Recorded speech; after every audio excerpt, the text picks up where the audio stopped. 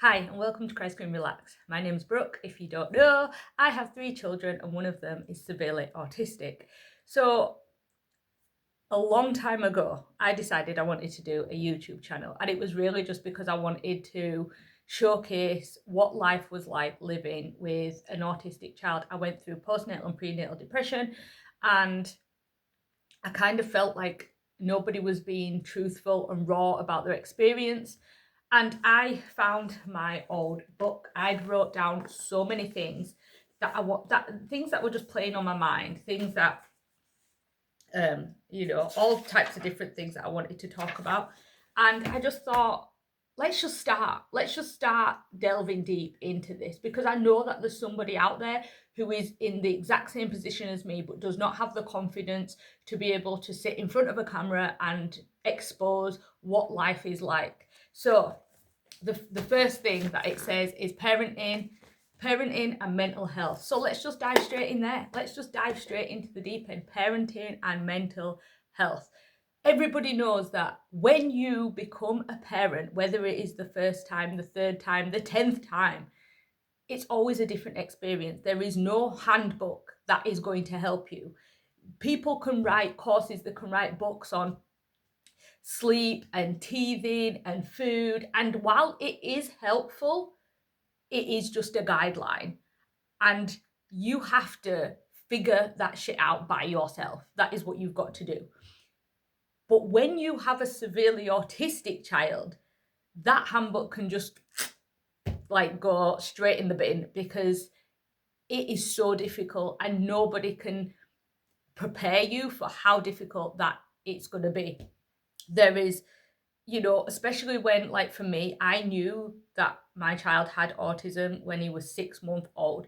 And it's so, right from there, there's a battle. There is a battle, because you have to get them diagnosed. You can't just walk around going, my child's got severe autism. There has to be a diagnosis.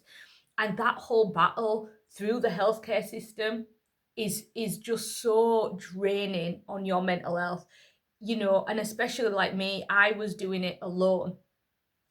The kid's dad at the time, I think he was in such denial that he just wasn't helping. There was no help, there was no support. My friends around me didn't have autistic children, so they didn't know what to do or how to help me. Even when I was suffering with postnatal, prenatal depression, it was like, oh, it's your hormones. And it's like, it's not. There's so much more to it than that.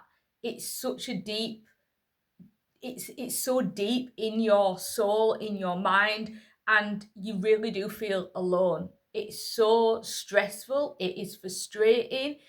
You just want to scream, you want to cry. But then out of that, you know that you can relax. There is tiny little elements where you are like, I've got this. This is okay. So, like I said, nobody has got a handbook to help. But what I have found is that mental health, and I know that word gets passed around so much these days, but for me, mental health is when you are struggling internally in your mind, that it then overtakes your body. That is what mental health is to me. It is your mind has basically had a nervous breakdown, and it cannot function the way it is supposed to function. And everything around you is so overwhelming that then it attacks your body. Your body starts, you start getting ailments that you never had before. You're so sleep deprived. You are fatigued like nobody's business. Like, it's not just a case of, oh, I'm really tired. It is, I'm literally falling asleep stood up, because my body just does not know what to do. And I think in those moments, that is your body's defense system. It is your body saying you need rest. Depressed to me is you need rest, and you need to get out all the negativity, and you need to gain some clarity around what is going on. And it's so difficult to do, because what I experienced was, even though you're going through this episode of like depression, you've got anxiety, and when I say, again, these words are just passed around, but when you're going through, you're like in a whirlwind, like there's this tornado just going around you, but you can't stop. You've got to keep going. You've got to get up. You've got, because you're the head of the household. You've got to make the breakfast. You've got to wash the clothes. You've got to hoover the carpet. You've got to wash up the plates in the sink. You've got to take the kids to school. You've still got to take them to the park when it's the holidays, because you've got to get them out and about and do something. And you're running and running and running, and you're actually running on empty. And there's nothing left in the tank. There's nothing left in the tank, to the point where you completely just cry. You just sob uncontrollably. You feel like you're the worst person, the worst parent ever. You're in this sort of, it's just a whole like, oh my God, what the hell? What in the hell is happening to me? And you don't know how to get out of it. That to me is what mental health is. It's completely, your mind has just gone, I'm having a nervous breakdown because I'm running on absolute fumes here. The tank's completely empty. I don't know what to do to replenish myself. And the thing is, people always talk about, it takes a village to raise a child, but there's no village when it comes to autistic kids, especially when you are surrounded by your friends or your family, even your work colleagues, or they don't understand what is going on. They don't understand that your child may harm themselves, so your anxiety is always up all the time. They don't understand that you can't go and get a bath on an evening because you can't leave them for 2 seconds. They don't realize that even to go to the toilet, it's like you're constantly like, oh my God, what are they touching? What are they doing all the time? They don't understand that your child can't speak. So, communication is very difficult. And when they can't communicate, then they become frustrated, and then they might harm you, they might harm themselves, they might try and, hit a wall, hit a door. I remember when my son was really small and he was banging his head on a radiator and banging his head on doors. And it's absolutely heartbreaking to see, because you don't know what to do. You are so lost in your abilities. You feel like, I am just a failure right now. I don't know what to do, because there's this communication barrier, there's a sensory barrier. They don't like certain things. My child does not like getting wet. He cannot get wet. A tiny little speck of juice that drops onto his top needs to come off. If it goes onto his pants need to come off. It's, sensory with clothing. Like, my child will not wear shorts. He has to wear pants, and he has to tuck the pants into his socks, or else he's going to have a complete, it's these sensory overloads that people just don't understand.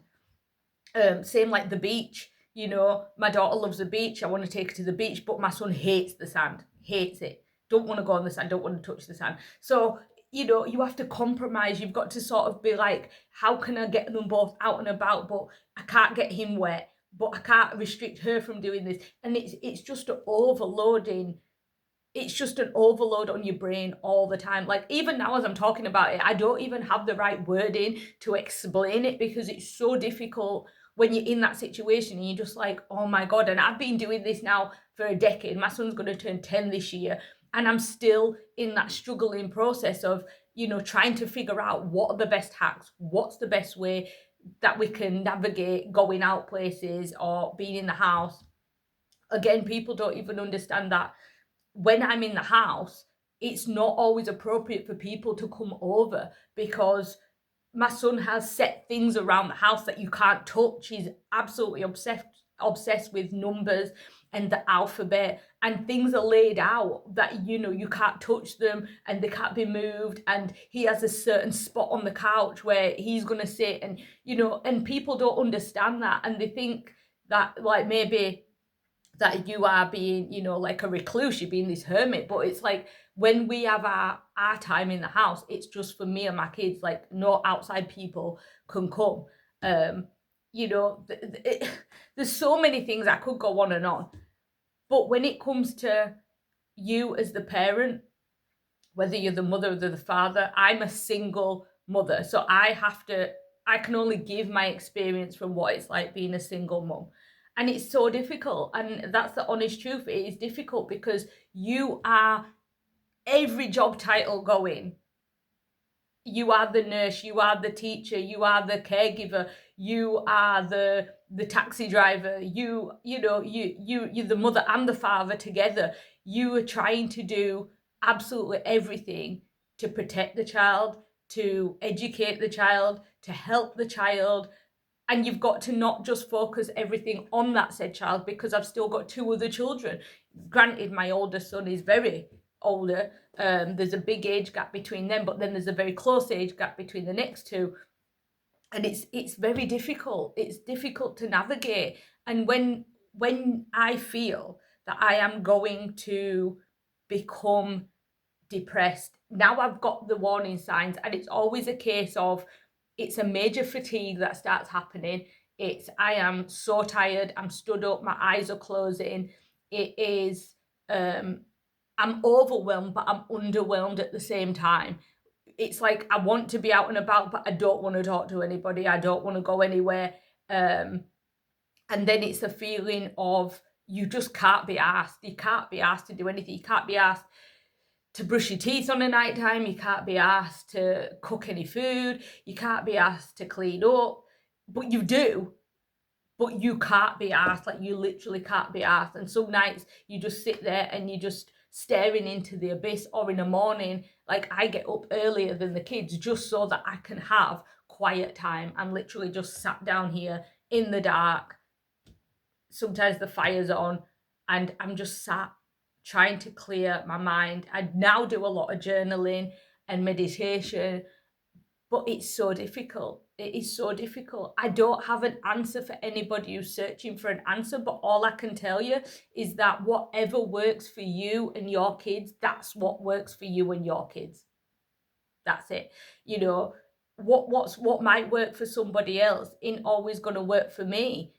I can only tell you what works for me and hope that that somehow helps in a way. And I do find that those quiet moments of journaling, getting the thoughts out of your head and onto paper, it kind of clears up some space in your mind. Making sure that, fuck everybody else, like, whatever, if you need quiet time and you need to be alone in your house with your kids, then that's what you need to do. If you need to cancel plans because your kids are coming first, then that's what you need to do. And do things that genuinely make you happy. Don't follow anybody else thinking, well, I've got to do that because that might make me happy, or I have to go to this Zen group because, no, you don't. You just have to do what makes you happy. You know, I've been on a manifestation journey now since last year, and I can honestly say that what makes me happy, or what is going to make me very happy, is having land. I want land. I want land so that my kids can run around freely and be wild as they want. And I know that me posting these, that makes me happy too, because even if one person watches this video and they go, God, that's just how I feel. Like, I just feel exactly like that. I don't really have the words, but I'm glad that there's somebody out there who kind of gets it. Then I've done my job. I'm happy. I feel like I've fulfilled my purpose of helping just one person. So yeah, it's a doozy, but, and one thing that I will add to that is, it's not a quick fix. If anyone says, oh, do this and it'll, I feel like like I said, I'm 10 years in and I still feel like, oh my God, please somebody just like help. SOS.